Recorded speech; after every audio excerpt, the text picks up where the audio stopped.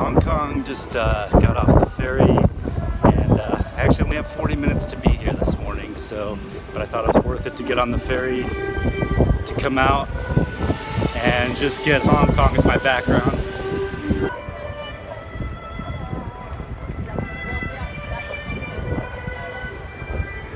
What a cool city.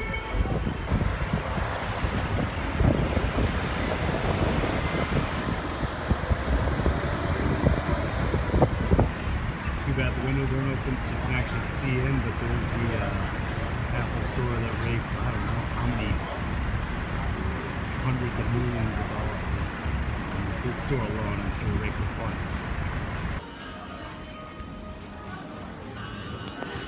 One of our favorite places to eat, what we call the pret-a-manger, which we have no idea how to pronounce it. I guess it was in New York first, but all over Hong Kong.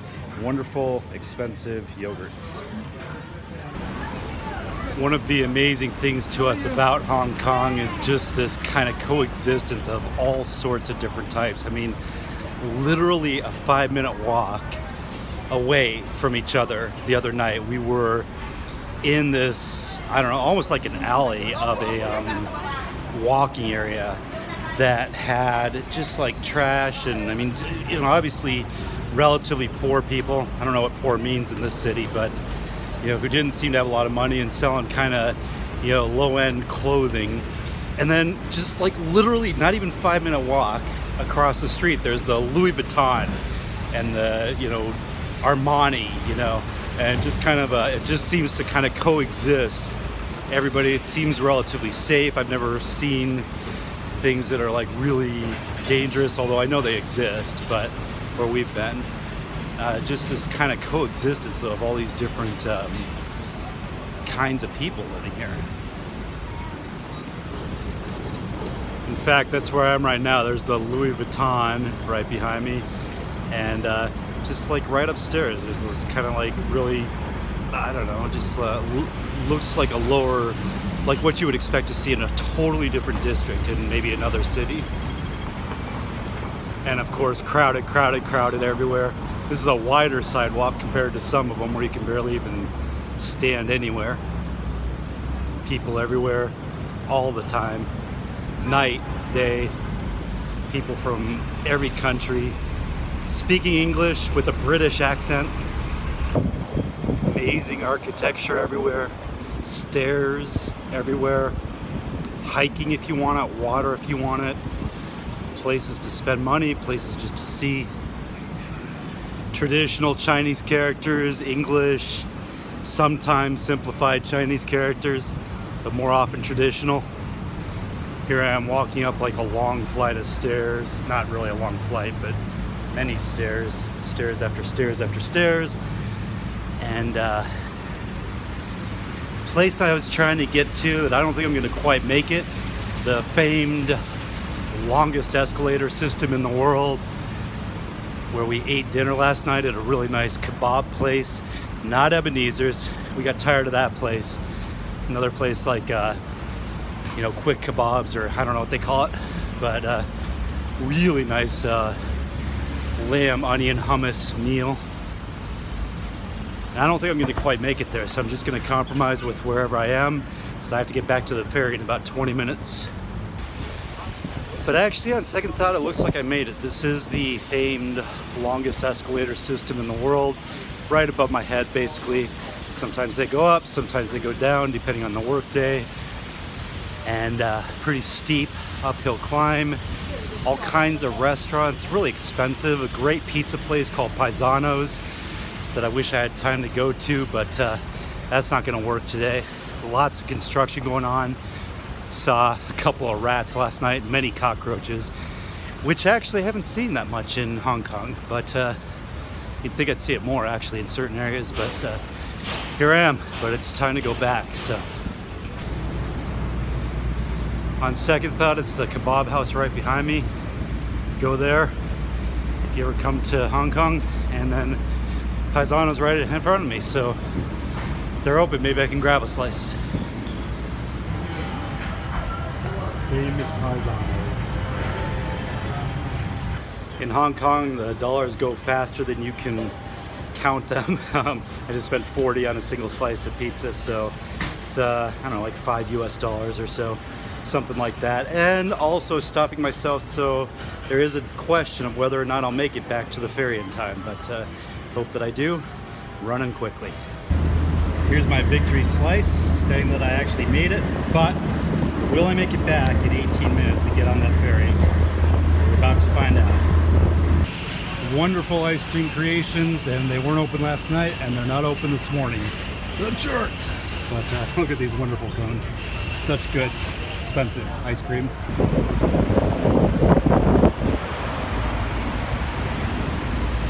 It's one of the many things I think of when I think of Hong Kong.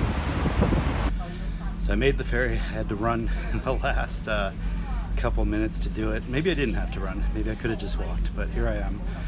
And I wasn't intending a travelogue video, but it's just such an interesting city. I had to point some things out. What I really came to say, I will wait until I've got a more scenic background, either on Lantau Island of Hong Kong, or in Vancouver, or in Colorado, one of the places I'll be in the next 36 hours. So normally I would do this as a walking video, of course, but it's nighttime and pretty cold outside, so I'm just gonna sit in here and do this. I have no idea what I was about to do on that Hong Kong video. It's a lot of fun, but I don't remember how I was going to end it. But the way I am going to end it now is that I had mentioned in the previous video in Shanghai that I had a secret, and that secret is about to be revealed. Switching rooms out of necessity.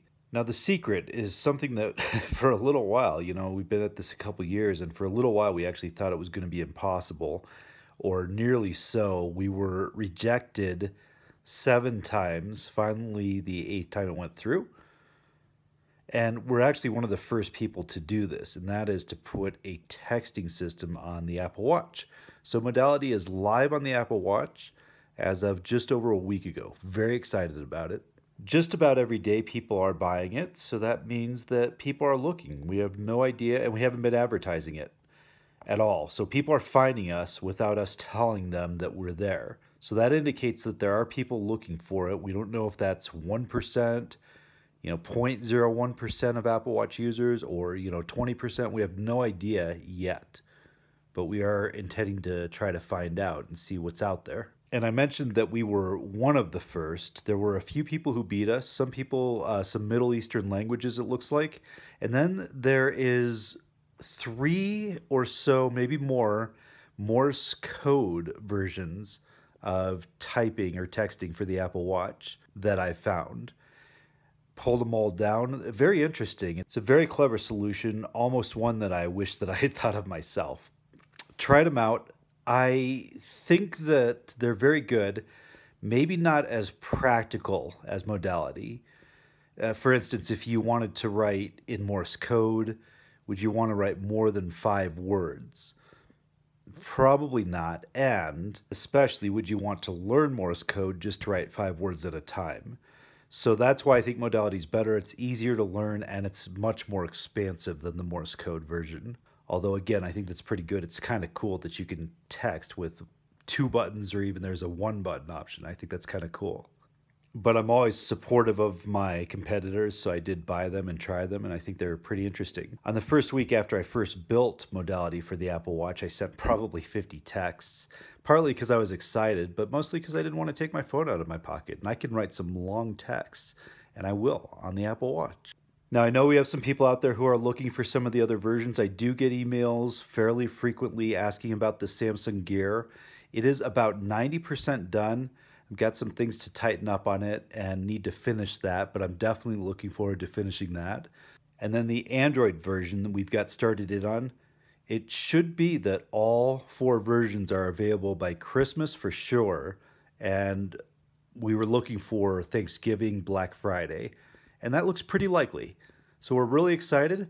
Thank you as always for all your support, and you'll hear from us again soon. Bye.